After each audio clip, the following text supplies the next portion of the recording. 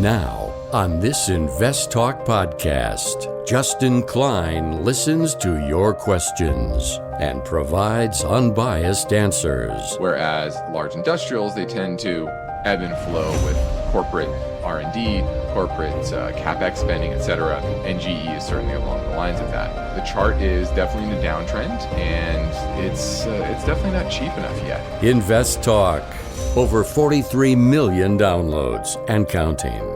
Your participation makes it unique. 888-99-CHART.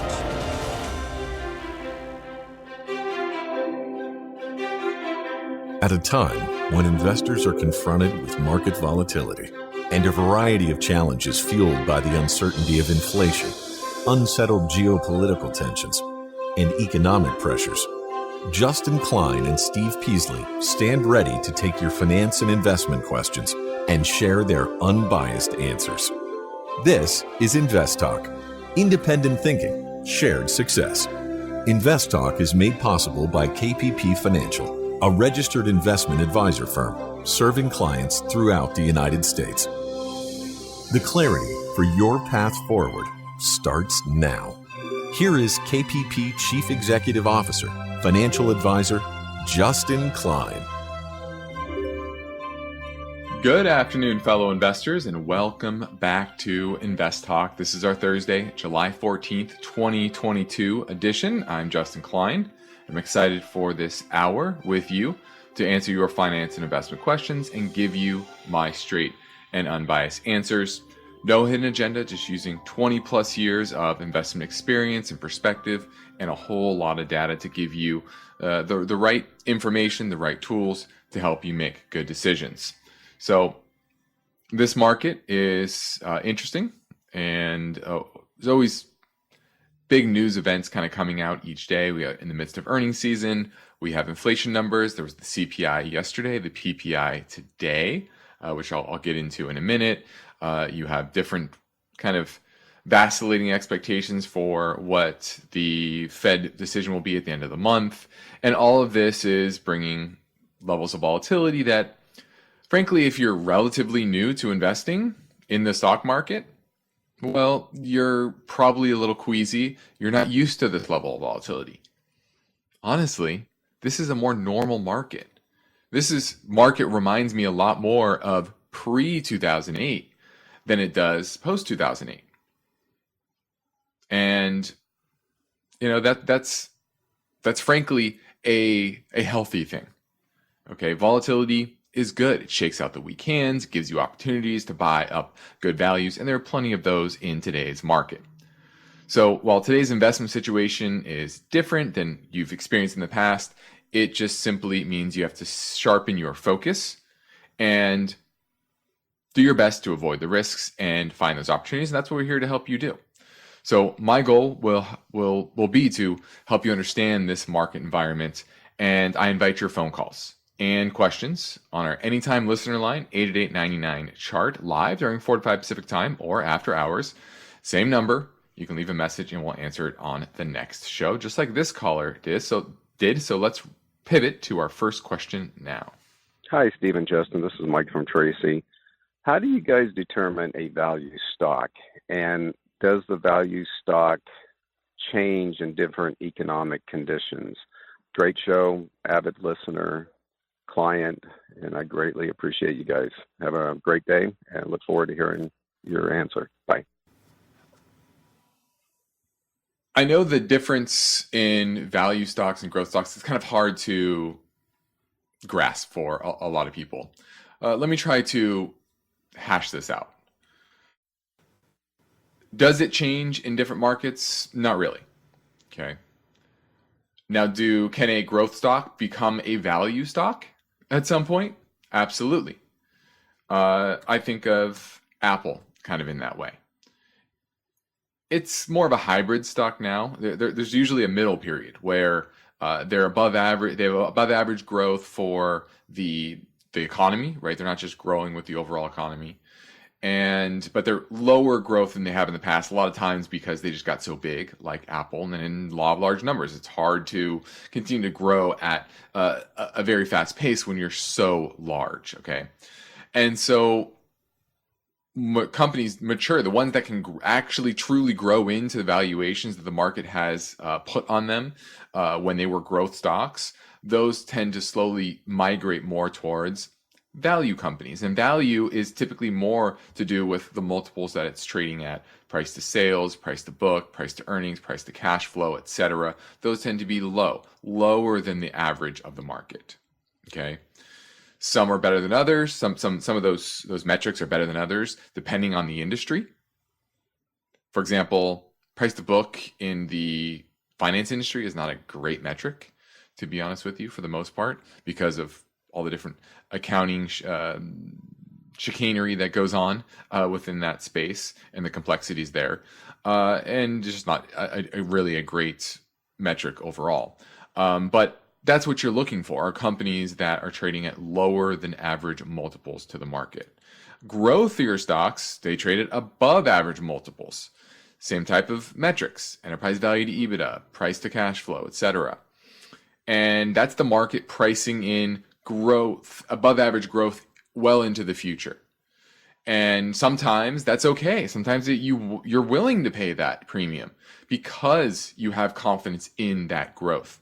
What happens in times like you saw over the past few years is the market gets overzealous, and they think that all of these names, anything that's in the tech space, in the cloud space, go back to 2000, anything that was related to the internet and technology, everything was just going to continue to grow at this crazy pace, and putting super, super high projections on what the value will be 5, 10, 15 years from now, what the business will be far out. Okay. The problem is that the reality of the situation is most of those companies are never going to reach the hype that the investors are putting on it, and internal managers and the C-suite is expecting for the business long term. So that's the difference between growth and value. And sometimes the growth stocks are in a different sector than it typically is. For example, housing stocks, home builders, before the financial crisis, were kind of priced like growth stocks. There was an expectation that these companies were going to just continue to just print money because the housing market was expected to continue to grow. There's a lot of money flowing there. Their profits were very high, and they didn't see that cyclical nature of the business. And frankly, most businesses are cyclical, and that's why in the good times, the multiples that companies that are put on companies in the marketplace are typically too high. And when the tide kind of turns, just like you've seen over the past 6, 9, 12 months, depending on which stock you're looking at, those multiples tend to come down. So hopefully that give you an overview of growth versus value. There's no finite definition of what that really looks like, but it's a philosophy. It's a general philosophy of trying to find companies that are relatively cheap compared to their expected cash flows going forward, and the history of where the stock typically trades. Now, my focus point today is based on this question: does a dormant IPO market give us reliable insight into investors' view of risk? Now, according to Ernst Young, in the second quarter, the global IPO market slowed by 65% from a year earlier in terms of total capital raised. What does that tell us about the sentiment out there in the market today? That's what I want to touch on. I also want to look at the higher interest rates for governments and government budgets. How high can they really raise interest rates and not squeeze themselves? And then the changing of the American consumer. How have consumer habits evolved since the pandemic and since the height of the pandemic? Let's just say that. And how will that feed into corporate profits? And then lastly, the SEC chairman, Gary Gensler, had some interesting statements in regards to the China audit bill and how regulators here in the U.S. are going to, hints at how regulators here in the U.S. are going to approach these Chinese companies that are listed on our exchanges. So those are the things that are on the docket for me, but ultimately, number one will be you. You're on the docket and your calls. So I encourage you to reach out, and give me a call at 888-99-CHART. Let's take a look at the market today. The S&P was down about 11 points, but a big rally from the lows of the day. JP Morgan came out with earnings, certainly weaker than expected. And that was down modestly, about 3 or 4%. So, decent down day there. But what was interesting was the evolution of the Fed expectations for the Fed meeting later this week in regards to 75 or 100 basis points. At the close of the day yesterday, there was over an 80% chance that the Fed was going to raise rates 100 basis points at the end of the month. Now, based on some comments from some Fed figures, 75 still seems to be the likely scenario, although neither are a lock yet. It's gone down from 80.3% odds at the close of yesterday of 100 basis points. Now it's down to 44% and 56% that it'll be 75 basis points. So still a little bit leaning on that 75 basis points, and that was kind of walked back, I think, by Fed officials, that the market was pricing in a more hawkish Fed just in the near term.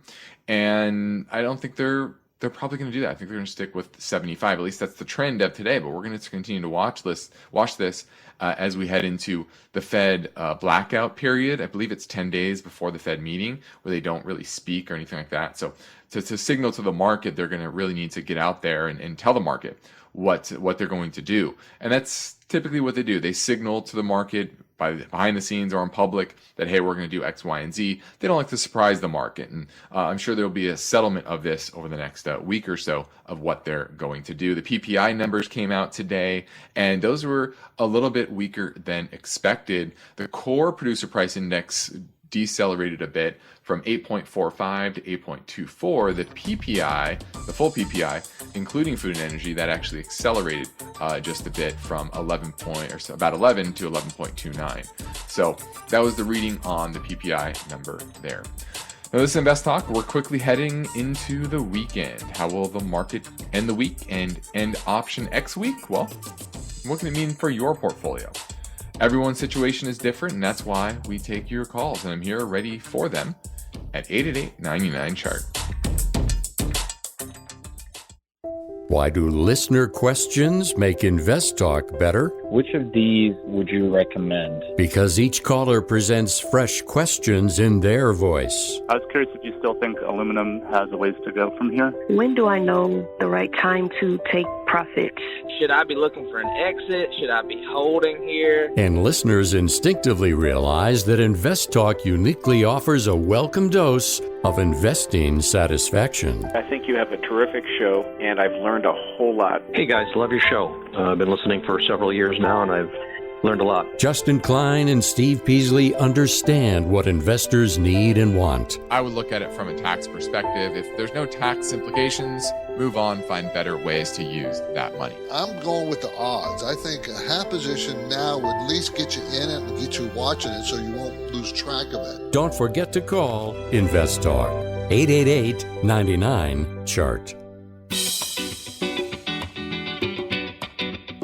One of the most rewarding things I do each weekday is host the InvestTalk podcast.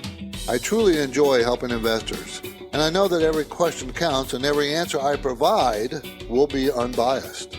You, the caller, get to chart the course for each InvestTalk podcast. Call with your questions anytime, day or night, 888-99-CHART.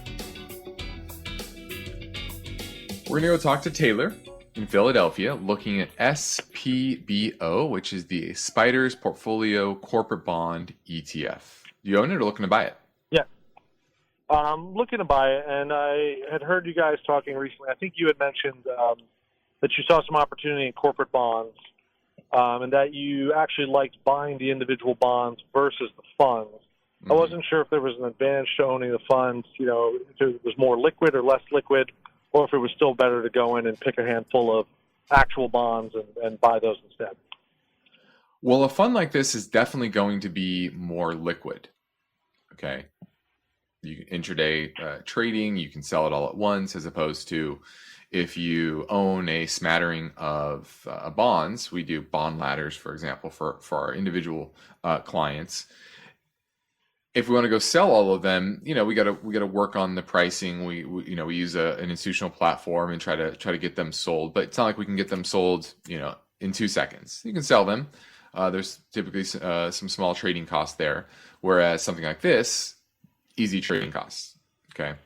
The issue though is that when you're taking duration risk and money starts to flow out of these funds, your people are going to sell out that maybe aren't you. You're holding the fund, and they're going to sell positions at a permanent loss, and that's going to be permanent loss to you, the owner of the bond fund. So whereas an individual bond interest rates go up, they might go down near term, but that's all paper loss, because as long as they don't default, they're going to go back to par. You get maturity, you get back to all of your principal, etc.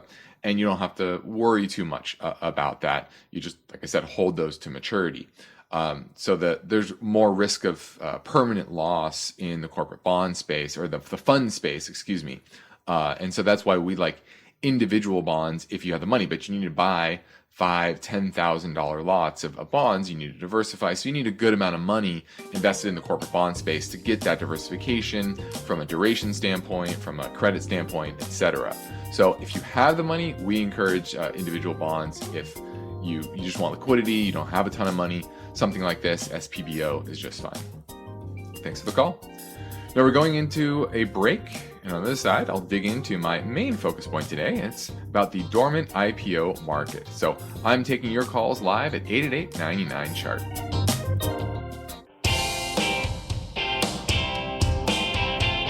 Each day, InvestTalk listeners submit their finance and investment questions via phone or email. Would you like your question to be put near the top of the list? Just take a minute or two to leave a review and rating for InvestTalk at iTunes. And be sure to include a brief question with your iTunes review comments.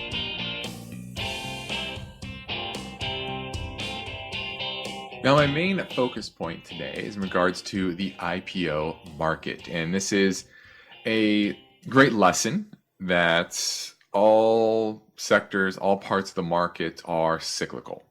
And there are good times and they're bad. And often it is in regards to liquidity and how abundant liquidity is in the marketplace. And as you would imagine, so far this year, the IPO market is relatively frozen. And if you look at the Renaissance IPO ETF, which is ticker symbol IPO, it's down about 46% this year. And this is the ETF that invests in the largest, most liquid, newly listed U.S. IPOs. And according to Ernst Young, global IPO volume sank 54% year over year in the second quarter. While total proceeds, so that's total volume of IPOs, the number of IPOs.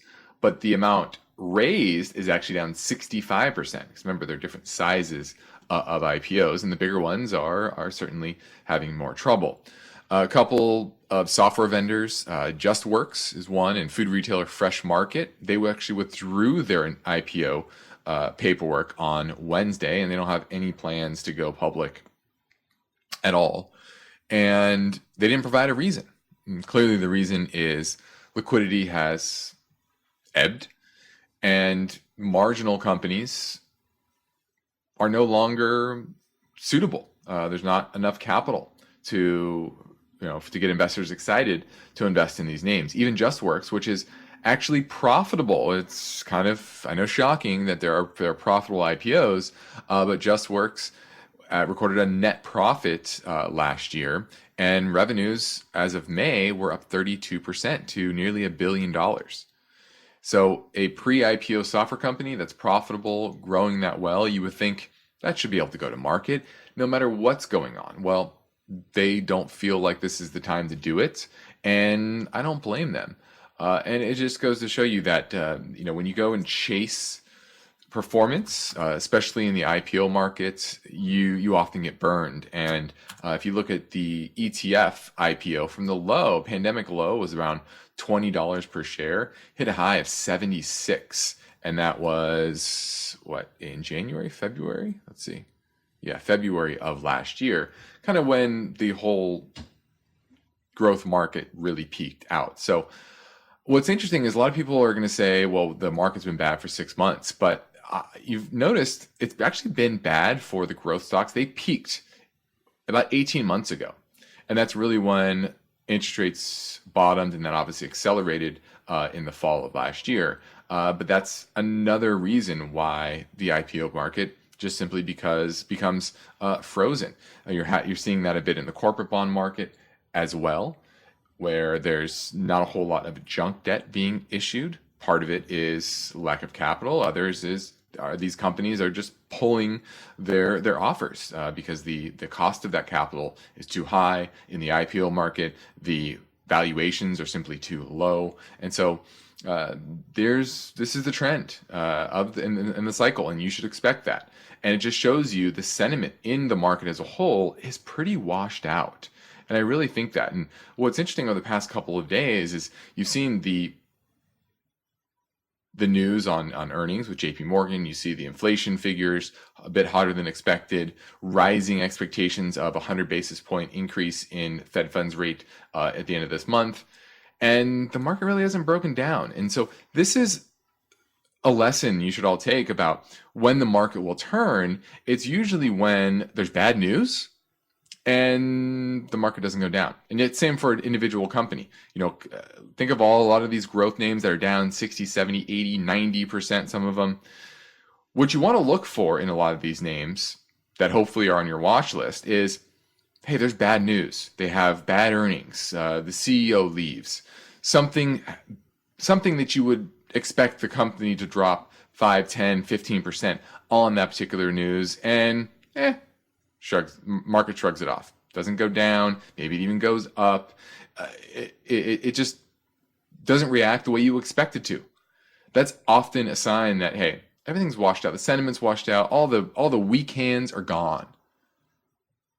And there's only left for people to start accumulating that stock again, or the market again. And I'm starting to see that a bit right now with the market as a whole, and in some particular names as well. So that's my take on the market, or the IPO market, and when we'll find a bottom, not in just the IPO market, but the market as a whole. Now, on the next Invest Talk, the story behind this question: which is it? A great resignation or the start of a trend to lock in jobs before the economy gets worse? A jobless survey reveals that 60% of respondents admit to the urgent desire to land a stable job sooner than later. That's story tomorrow for Steve, but for now, I'm Justin Klein. I'm ready to take your questions live at 888-99-CHART. With Vanguard Advice, no matter what your retirement goals are, they can help you get there and enjoy it for years to come. The financial journey is all yours, but you never have to take it alone. That's the value of ownership. Visit Vanguard.com and explore Vanguard Advice. All investing is subject to risk. Fund shareholders own the funds that own Vanguard. Services are provided by Vanguard Advisors, Inc., a registered investment advisor.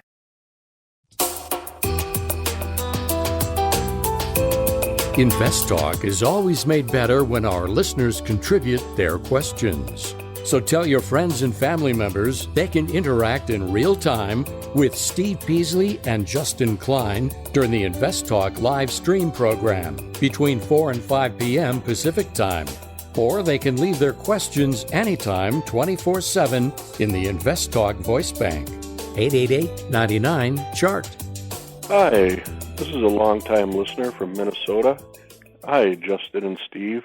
Looking for a quality fund to move some cash I have into here, and hopefully things will start taking off in the second half of the year. The fund I'm looking at is ticker symbol XLI. It's an industrial one, I believe. I like the top 5 or 10 holdings in it. I know they include like Raytheon, Lockheed Martin, Honeywell, UPS, and those are all good dividend-paying companies and so forth, with yet some room for growth. Just wondering what you guys feel about this fund. Is it a good place to hold for a long period of time, 3 years or more, and be willing to listen to your thoughts and feelings about it on the show. Thank you. Have a good day. All right, looking at XLI, the Industrial Select Spider ETF. And when I look at the industrial sector, this is the first one I pull up. And It only has a 0.1% expense ratio, $12 billion in assets. So, like you said, it's a good representation of the industrial sector. And frankly, of all the sectors in the market right now, the 11 different sectors, this is definitely one of my favorites. I've said this before. Many companies are reindustrializing our country, reinvesting in production and manufacturing here in the United States, and that's going to help those companies that can provide the raw materials, the tools, in order to make that happen. And I wouldn't say Raytheon and UPS, the top two holdings, are some of those, but Union Pacific would certainly be one to move a lot of those goods. Honeywell, a pretty big industrial conglomerate. Lockheed Martin, once again, along with Raytheon, probably not one of those, but there's 72 different holdings here. So there's a lot of good ones, a lot of just okay ones, but it's a good broad basket if you want to get exposure here. Are there better ones? Maybe. But you get strong liquidity, low expense ratio, and I like what you're looking at with getting some money to work, which is in the industrial sector. Definitely one of my favorites in the market right now. But understand that this is cyclical, and what that time frame will look like of how it will play out over the next 2 or 3 years. I think it'll outperform the market. How much? Not sure. But hey, market going down 30%, it's down 10, and that's outperformance. That's certainly a possibility as well over the next 2 or 3 years. So just be aware of that. Understand that this is a cyclical name, and it's going to ride ups and downs with the overall economy. Thanks for the call. Now let's touch a bit on interest rates. And governments around the world are seeing the cost of their borrowing go up. And that's a big change from what they've seen really since the financial crisis, where falling interest rates made debt cheap to service, and despite growing levels of debt. Now, the rich world borrowed 10.5% of GDP in 2020 and another 7.3% in 2021. And they didn't care about the debt servicing costs because debt servicing costs went down because of what central banks were doing. They were keeping interest rates subdued. Now, in May, America's budget officials raised by a third the forecast of their total interest bill between 2023 and 2027 to 2.1% of GDP. The issue there, though, is that they had expected the Fed funds rate to peak around 2.6% in 2024. Well, guess what? The Fed officials, or the odds of a 100-point rate increase, like I said before, is at about nearly half for the end of this month, and that would bring the Fed funds rate up north of that, 250 to 275, so we're right around that 2.6% rate. And the market is expecting the rate to exceed 3% as of July, into July of next year. Britain, on the other hand, they're also having issues. They see debt to GDP servicing ratio of national debt for this year up to 3.3%, which is the highest rate since 88 and 89. And a lot of that has to do with the fact that their debt is linked to inflation. About a quarter of their debt is linked to inflation. Now, we have tips here, but it's a very small percentage of the debt that the U.S. has issued, whereas Britain, it's a lot of it. Now, when governments issue long-dated bonds, they lock in the rate. In fact, in 2020, the U.S. Treasury sold $200 billion worth of 30-year debt, yielding less than 1.5%. Still, small percentage of total outstanding debt, but at least they took advantage a bit of that situation. Now, Britain has a lot of long-dated bonds, whereas here in the U.S., we have a lot of short-dated bonds. And it's a different strategy. And in some situations, it can be better to have those shorter dated bonds, and because you can print your own currency. That's a big reason. That's why our Treasury tends to issue shorter term bonds. And the issue, though, is that as short-term rates go up, your funding costs go up dramatically when you are so reliant on those short-term bonds. In addition, when central banks are buying up assets, buying up bonds, they bring in a lot of that interest. They bring in the interest, and they typically pay it out to the shareholder, to the taxpayer.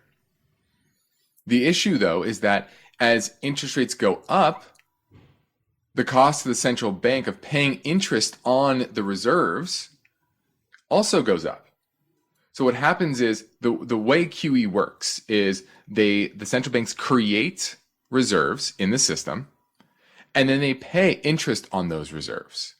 And so when rates are very low, well, the bonds that they're holding, think of the yield curve, right? The bonds are holding are longer term, and the rate they're paying on those reserves is very low. And so the spread there is positive. They're doing good. When interest rates go up and you have to pay a higher amount on those reserves to fight inflation, that yield curve for the Fed inverts, and now suddenly they're losing money, okay? And so that exacerbates the debt situation in the country because they're not getting billions and billions of dollars in profits from the central bank.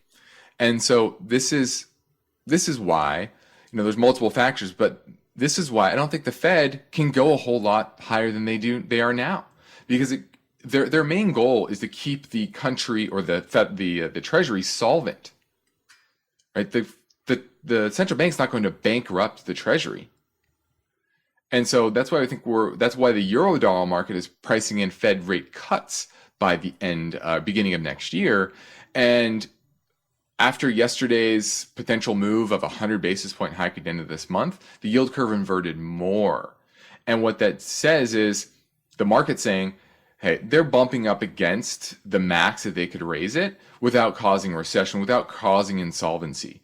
And remember that when you think the Fed is going crazy, they might be in the short term, but they'll always react because their main job is to keep the country solvent. Now let's squeeze in another caller question from the InvestTalk Anytime listener line at 888-99-CHART. Hey, Steve and Justin. I've got a question about EQT Corporation. It's an energy company, and Europe needing gas from other countries. This kind of came on my radar where I had read an article where the owner was saying that they thought it would quadruple in size over the next few years. Not really sure I believe that. So just kind of curious what you see looking at it. I appreciate your insight. Thanks so much. Bye. All right, this is EQT Corp. It's an independent natural gas production company with operations mainly focused in the Marcellus and Utica shale basins in the Appalachian Basin, located on the eastern part of the United States, typically in Pennsylvania. And as you probably have heard, I like the natural gas producers more than the oil producers. I like them both, but I like the natural gas producers a little bit more. So I'm a fan of this, and they have natural gas liquids, and crude oil, all generated here in the U.S., which I think is good. And so I'm a fan of these type of companies. Supposed to earn $7 per share next year, although those expectations are coming down as natural gas has pulled back, trading at $36 per share now. Now, if I look at the charts, pull up the chart real quick, it's certainly pulled back with all of the natural gas stocks, but it's performed fairly well, especially over the last week or so. So it's pulled back from 50 all the way to a low of 30 and change. 31 and change. Now we're at 36. So I'm a fan of EQT. I think its CEO is correct that they're going to continue to grow. The demand for natural gas domestically and abroad is going to continue to go up as we phase out coal, and the fact that, shockingly, politicians have not pivoted enough to nuclear. I know Japan just talked about turning on some nuclear plants, so I think that's positive for the uranium space, but still the demand for natural gas is continuing to grow. So I like EQT, and I think it is a buy here. Well, I bet a lot of people are amazed at how the investment environment has changed so much over the past year, and this is something you should not be shocked by. That change is inevitable. Markets often are very different a year into the future than they are today.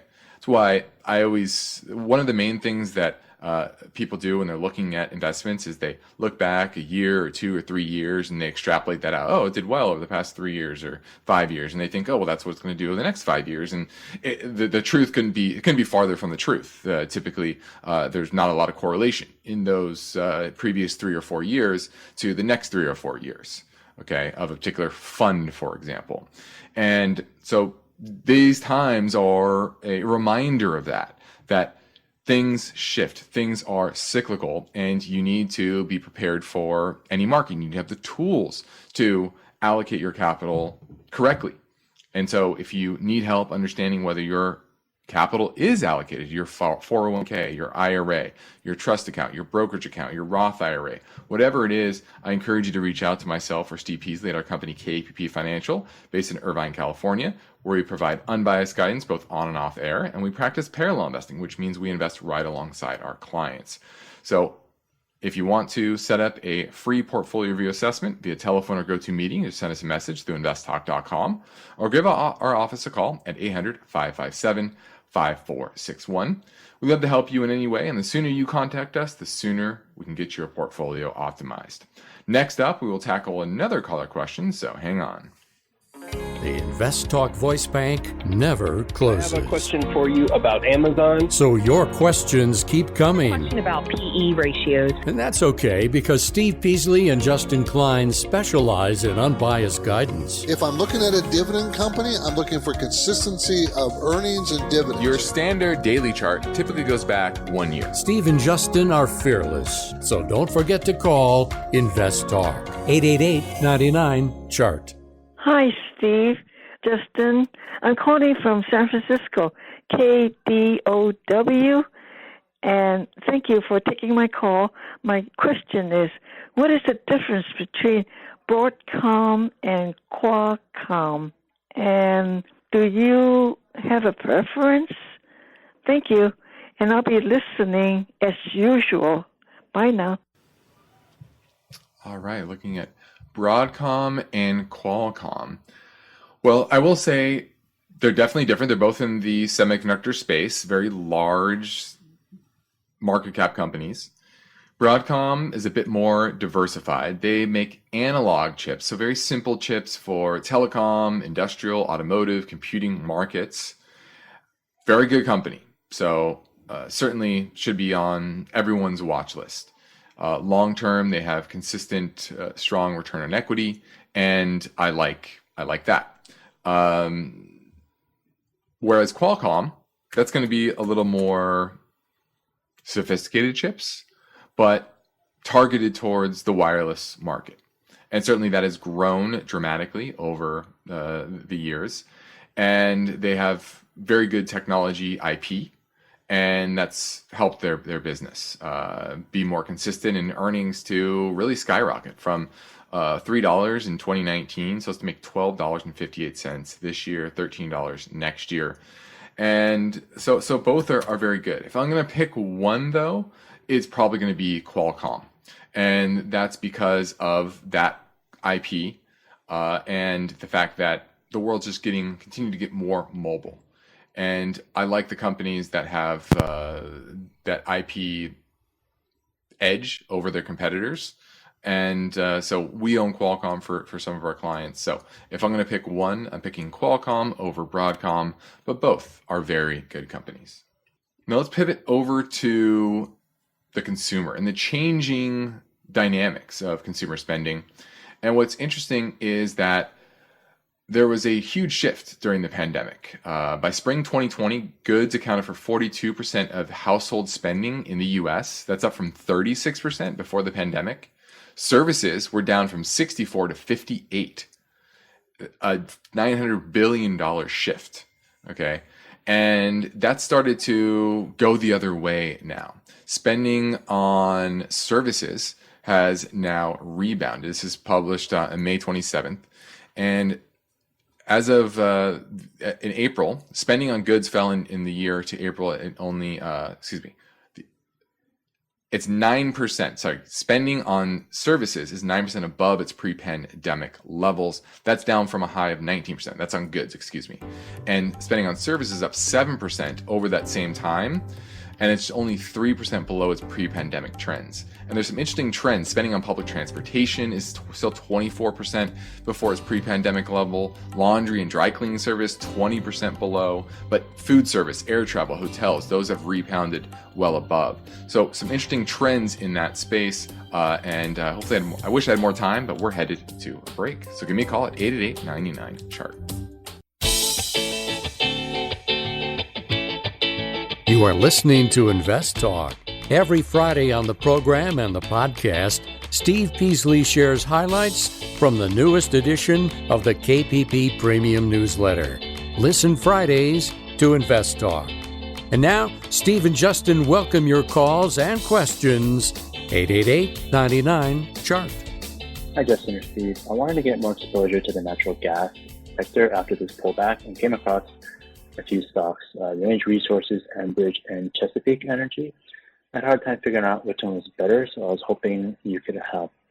I was thinking about going with Chesapeake, ticker symbol CHK, since they're lowering their share count, have high fund ownership, and what seems like a pretty strong balance sheet. They also have a decent dividend with a low payout ratio, which seems like they can increase over time. They do have a nice 6% jump today. I was wondering if you think it was a good time to get in, or should I wait for another pullback? Thank you for all that you guys do. Bye. All right, looking at a few names, but Chesapeake Energy, definitely, I believe it's the largest of the ones you mentioned, about $10 billion market cap. Range Resources, about $7 billion. And the difference, though, is Chesapeake is a bit more diversified in the regions. Marcellus Shale in Pennsylvania, the Haynesville Shale in the Gulf Coast of Louisiana, and Eagle Ford in southern Texas. Those are the three regions that they operate in. Whereas Range Resources, they're mainly just in the Marcellus Shale region, and about 70% of their production is natural gas. So they're a bit more of a pure play natural gas company. I like them both, I would say that. And but like I said, if you're looking for pure play, Range Resources is the one for you. If you have a bit more diversity, a bit bigger size, a better dividend, like you said, Range Resources doesn't pay a dividend. Maybe you're looking for that dividend, which is fine, especially in this industry, which is known for misallocation of capital. And it's good when companies pay dividends like that. So 2.5% dividend yield, that's nice. Like you said, buying back shares, etc. So pure play, once again, Range Resources, but Chesapeake, of those three, probably the best one. Let's go to Cindy in San Francisco looking at Rio. Hi, Justin. Thanks for taking my call. I'm just wondering if this is a good time to answer Rio. Well, the issue with Rio is that its business is slowing pretty dramatically, but it is near some major support. Let me go back here. Yeah, never mind. It's not. The next big support level, it's going to be around $50. So that's what worries me, is the chart technically remains very weak. It's broke below the recent lows and looks to be going to the next support level, which, like I said, is around $50. That's 54 and change right now. And certainly the economy is slowing. That's going to hurt the sales and the price of their raw commodities. They're well diversified, good company, but I would be patient on this. Not the top of my list of the commodity names that I'd want to own. Iron ore focused. They do have some aluminum, copper, diamonds, gold, etc., but certainly very focused on that iron ore. And if I were to own exposure to coal in any way, and it would be more in regards to coking coal.